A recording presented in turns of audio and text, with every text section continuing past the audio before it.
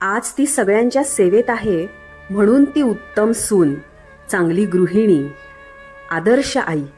आणि ज्या दिवशी तिच्या सेवेत हजर राहावं लागेल तेव्हा तिचा कंटाळा, तिचा उपयोगच नाही किंवा तिचा तिरस्कार आणि कदाचित तिचं ओझं सुद्धा.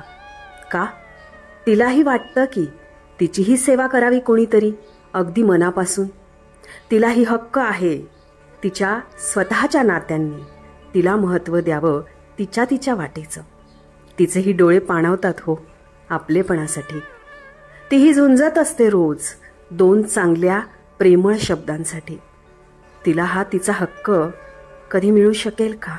की फक्तच असेल वाट पाहणं आपल्याच माणसांकडून आपलेपणाची, आपल्या मनाच्या सुखासाठी.